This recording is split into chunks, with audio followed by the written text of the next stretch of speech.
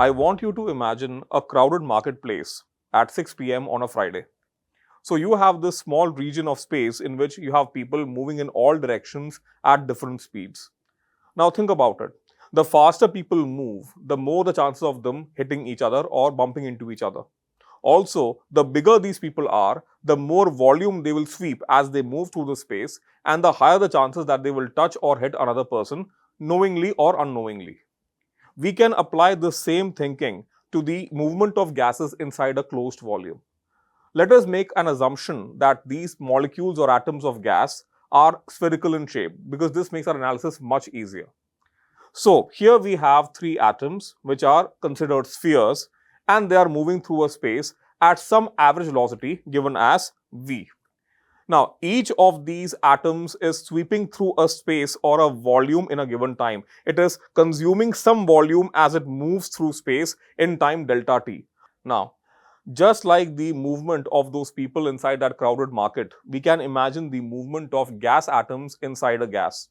And we can make our analysis a little easier by assuming that these atoms are spherical in shape and all the atoms have the same size. Now, here we have a case where three atoms are interacting with each other.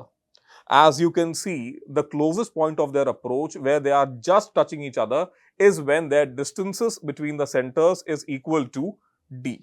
Any closer than this and they will collide with each other. We can also see that each of these atoms is sweeping through some volume. For example, as this atom moves through this volume, it is sweeping through a given region in space, which is this. And we understand that two atoms cannot occupy the same space at the same time. So what is the volume that is being swept by this atom in a given time delta t? We can write that as the volume swept being equal to pi times d square multiplied by the average velocity of that atom or molecule multiplied by the time interval delta t. Now let's say that in this particular volume, you have n number of atoms or molecules per unit volume. So this is small n. This is the average number of atoms per unit volume.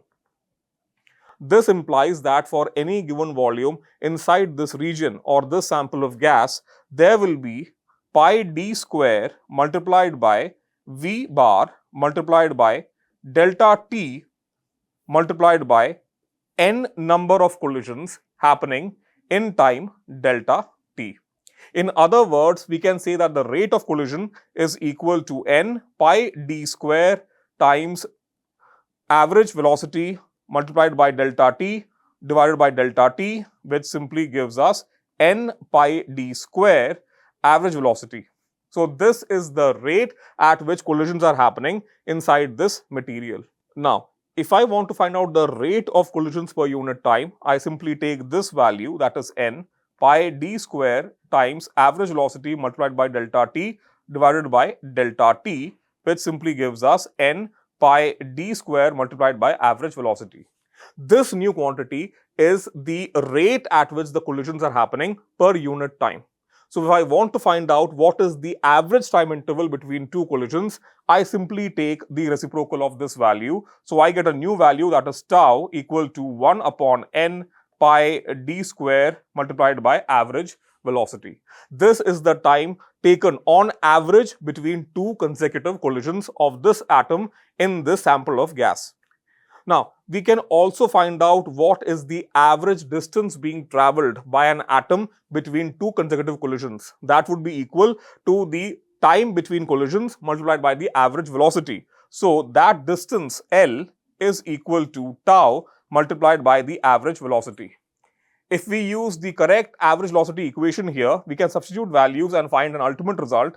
The distance traveled by any atom between two successive collisions, that is the mean free path, is equal to 1 upon root 2 times n d square.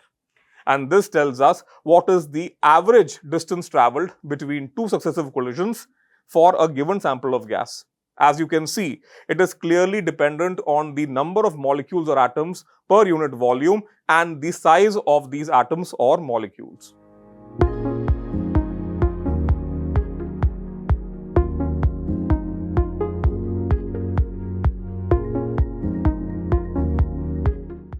Manorama Horizon. Learning made simple.